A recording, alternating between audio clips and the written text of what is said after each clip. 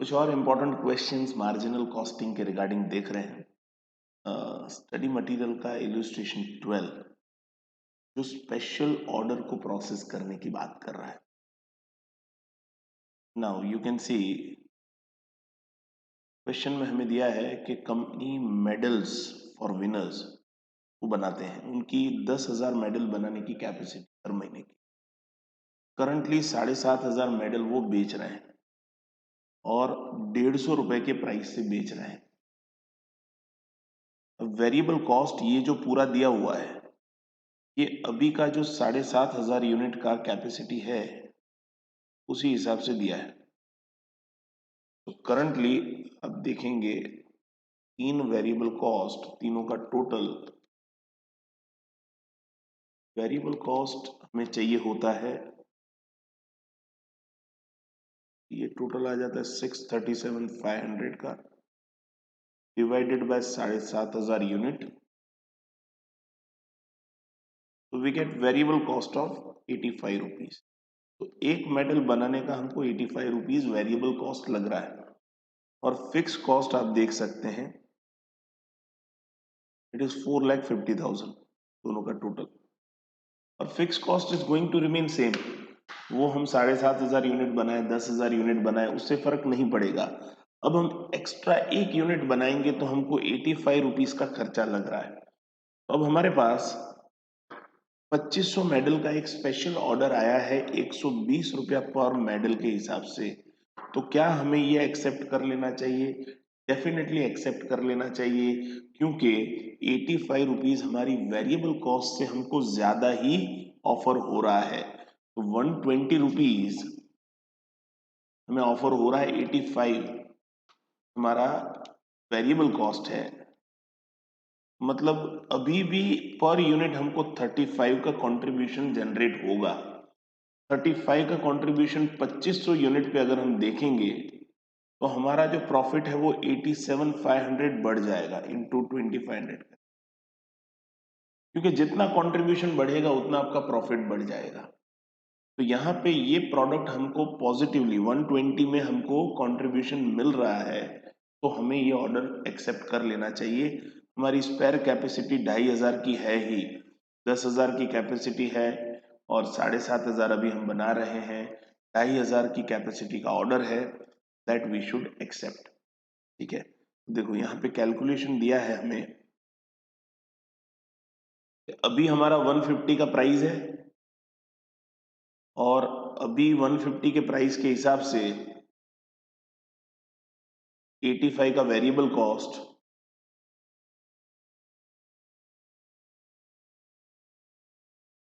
तो 65 contribution per unit, अभी का हमारा 65 है और जो नया वाला जो ऑफर है उसमें 120 का प्राइस है 85, तो उसमें 35 का हमारा कंट्रीब्यूशन बैठ रहा है।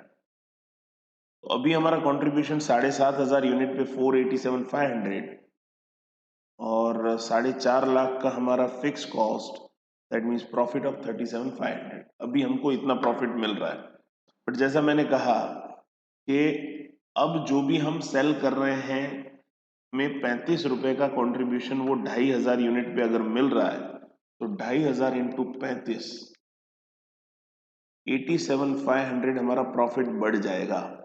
तो 87,500 प्लस 37,500 ये हमारा रिवाइज प्रॉफिट होगा, मतलब 125, यू कैन सी। तो ये कैलकुलेट कैसे करेंगे? हम सेल निकालेंगे, सेल वैल्यू निकालेंगे, बाकी हमें पता ही है वर्किंग मैकेनिज्म हम देख रहे हैं। तो 7,500 यूनिट 150 के हिसाब से बेच रहे हैं, 2,500 यूनिट 120 के हिसाब से बेच रहे हैं टोटल सेल, और 10,000 यूनिट का अब वेरिएबल कॉस्ट 85 के हिसाब से आ रहा है और फिक्स कॉस्ट आप देखो उतना ही रह रहा है 4.5 लाख। तो now our revise profit is 125। ये कैसे आया? तो 37,500 का पहले का प्रॉफिट था प्लस ये जो नए यूनिट आए, नए यूनिट का 2,500 इंटू 35, मतलब 87,500, ये दोनों प्लस करके हमें मिल रहा है 125। You can see profit increased by 87,500. The first part is very much clear. We should accept this offer because it results into increase in profit. और सेकेंड पार्ट में क्या कह रहे हैं कि प्लांट का कैपेसिटी हमारा 9000 मेडल का है, ठीक है, 10,000 की जगह, और स्पेशल ऑर्डर 2500 का जो हमें मिला है वो या तो फुल एक्सेप्ट करना है या रिजेक्ट कर देना है। तो हमें क्या करना चाहिए, मतलब क्या कि अभी हमारा कैपेसिटी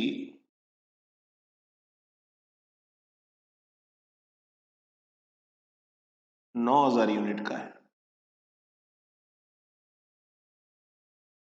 और करंट हमारा प्रोडक्शन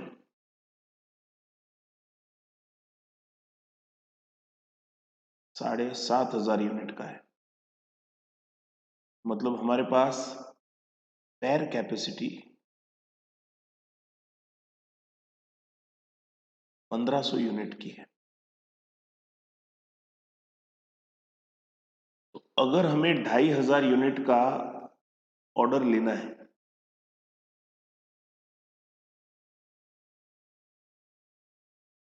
तो स्पेयर कैपेसिटी में से हमको कितना मिल जाएगा, 1500 यूनिट मिल जाएगा। बाकी का हमें प्रोडक्शन कट करना पड़ेगा, करंट प्रोडक्शन में से देना पड़ेगा 1000 यूनिट, ठीक है। तो करंट प्रोडक्शन में से प्रोडक्शन काट के स्पेशल ऑर्डर में देना पड़ेगा हमें, फाइन। तो अब क्या हमें ये करना चाहिए, तो डेफिनेट बात है करंट प्रोडक्शन में से काट के देंगे तो क्या होगा, will be losing the contribution from current production, ठीक है। तो दो तरीके से इसको हम देख सकते हैं कि कितना कंट्रीब्यूशन, अगर हम पॉजिटिव कंट्रीब्यूशन कमा रहे हैं हमें ये ऑफर एक्सेप्ट करना चाहिए। तो हम कंट्रीब्यूशन ऑन कितना करेंगे, what contribution will on, contribution on कितना करेंगे, तो 2500 यूनिट पे 35 रुपए के हिसाब से 87,500 अर्न करेंगे। और कंट्रीब्यूशन लॉस कितना करेंगे, जो करंट प्रोडक्शन 1000 यूनिट का है वो 1000 यूनिट पे 65 रुपए का हमें कंट्रीब्यूशन मिल रहा है, वो हम लॉस करेंगे। तो 65,000 हम लॉस करेंगे, मतलब वो हमको नहीं मिलेगा अभी। तो एक्स्ट्रा कंट्रीब्यूशन फिर भी कितना जनरेट हो रहा है, फिर भी 22,500 एक्स्ट्रा कंट्रीब्यूशन जनरेट हो रहा है, मतलब कि ये ऑफर हमें एक्सेप्ट करना चाहिए। या दूसरे एंगल से आप सोचें, स्पेयर कैपेसिटी 1500 पे तो पूरे हमको 35 रुपए के हिसाब से फायदा होगा ही। 1500 वाली जो स्पेयर कैपेसिटी यूज हो रही है ना, उसमें तो 35 रुपए के हिसाब से डायरेक्ट फायदा ही है, मतलब वो 52,500 का फायदा होगा ही। अब 1000 वाला जो करंट प्रोडक्शन काट रहे हैं, अभी करंट प्रोडक्शन में देखो आपको 65 रुपीज का कंट्रीब्यूशन मिल रहा है और ये स्पेशल ऑर्डर में आपको 35 का कंट्रीब्यूशन मिल रहा है, मतलब आपको 30 रुपए का कंट्रीब्यूशन में नुकसान आएगा। या प्राइस के टर्म्स में भी आप देख सकते हो, जो डायरेक्टली मार्केट में हम बेच रहे हैं वो 150 में बेच रहे हैं और स्पेशल ऑर्डर में जो बेच रहे हैं वो 120 में बेच रहे हैं, मतलब 30 रुपया हम गवा रहे हैं, नेगेटिव जा रहे हैं। अगर करंट वाला काट के हम देंगे स्पेशल ऑर्डर में तो यहाँ 30,000 का नुकसान होगा 1000 यूनिट पे, जो करंट वाला प्रोडक्शन कटेगा, तो ये नुकसान और 52,500 का फायदा, तो नेट फायदा 22,500 का। तो हमें ये ऑफर स्वीकार करना चाहिए क्योंकि ओवरऑल कंट्रीब्यूशन हमारा बढ़ रहा है, ठीक है, ओवरऑल कंट्रीब्यूशन हमारा इंक्रीज हो रहा है, फाइन।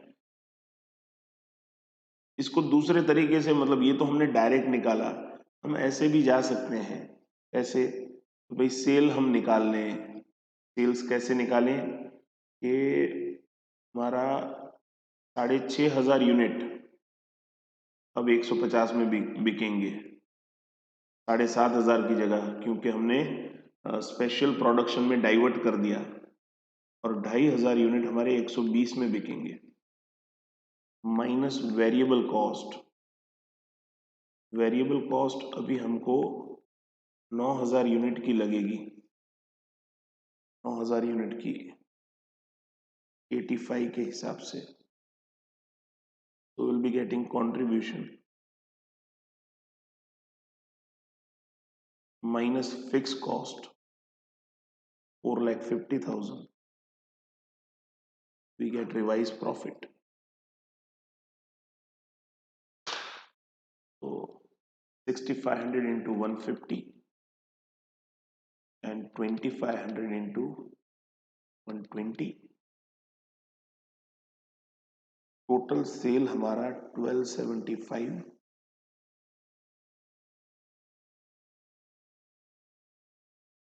और 9,000 into 85 765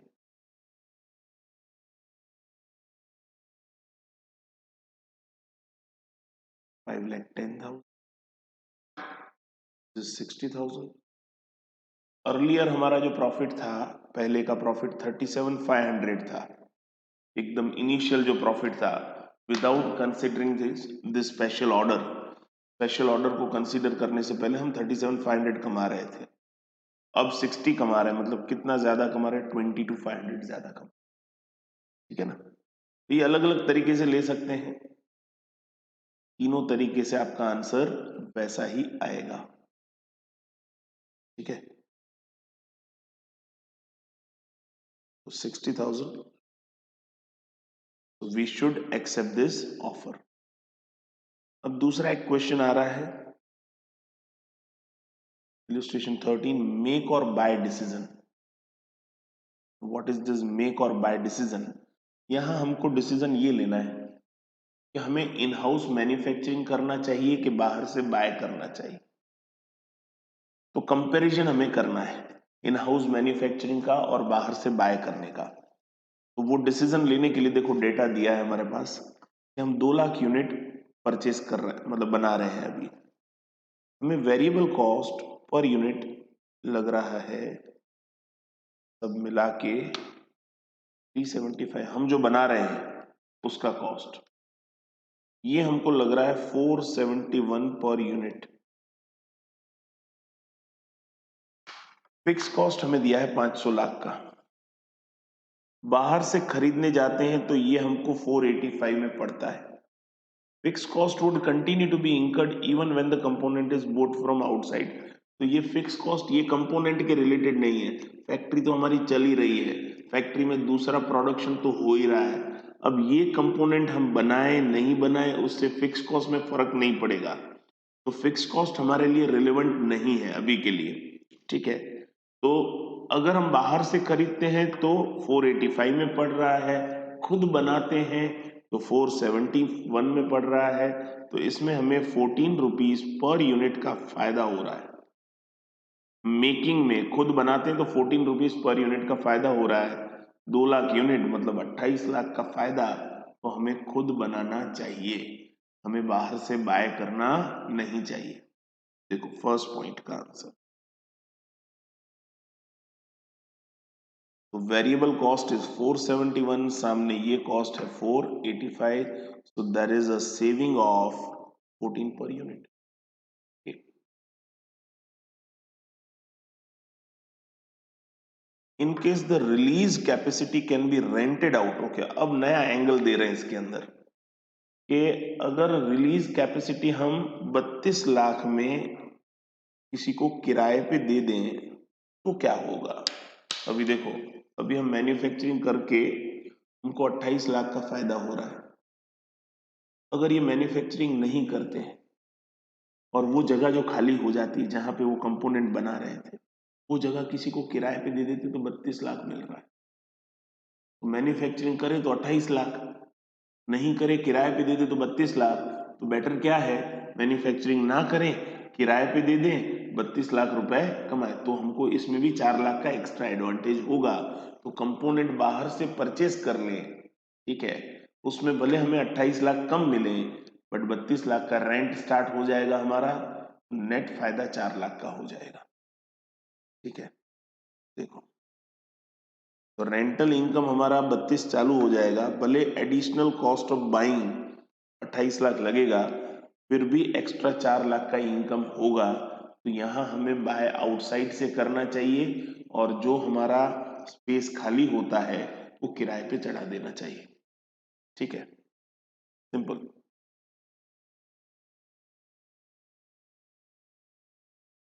इलस्ट्रेशन 14 देख लेते हैं। एक सिंपल क्वेश्चन है, 3 प्रोडक्ट हमें दिए हैं, हमें बोला हुआ है कि कंपनी या तो X बना सकते हैं या Y बना सकते हैं या Z बना, तीनों में से तीनों प्रोडक्ट नहीं बना सकते।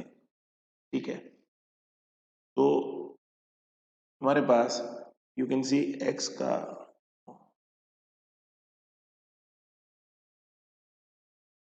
X का कंट्रीब्यूशन 4 रुपया है।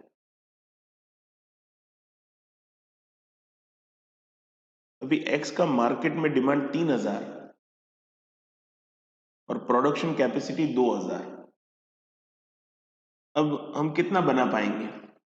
हमारी कैपेसिटी खुद की 2000 बनाने की, ज्यादा से ज्यादा, डिमांड 3000 है। जब भी ऐसा दिया हो ना, तो दोनों में से जो लोएस्ट है वो हम प्रोड्यूस करेंगे, क्योंकि कैपेसिटी से ज्यादा तो हम बना नहीं सकते हैं और डिमांड से ज्यादा बनाने का फायदा नहीं है। ठीक है, तो कैपेसिटी और demand which ever is lower that will produce. 2000 की कैपेसिटी है बट मार्केट में डिमांड सिर्फ 500 का है, तो बनाएंगे 500 ही, क्योंकि बिकना भी तो चाहिए प्रोड्यूस करने के बाद। तो कैपेसिटी और demand which ever is lower, तो यहाँ x के एंगल से हम कितने यूनिट बनाएंगे? 2000 यूनिट बनाएंगे। y के एंगल से भी 2000 यूनिट बनाएंगे। z के एंगल से 900 यूनिट बनाएंगे। ठीक है, अब एक यूनिट का कंट्रीब्यूशन x का 4 रुपए का है, सेल प्राइस और वेरिएबल कॉस्ट है। y का एक यूनिट का 3 रुपए का है और z का एक यूनिट का 5 रुपए का कंट्रीब्यूशन। तो टोटल कंट्रीब्यूशन आप देखेंगे, x से हमें मिल रहा है 8000, y से हमें मिल रहा है 6000। कैसे? 2000 इंटू 3, 2000 इंटू 4, 900 इंटू 5,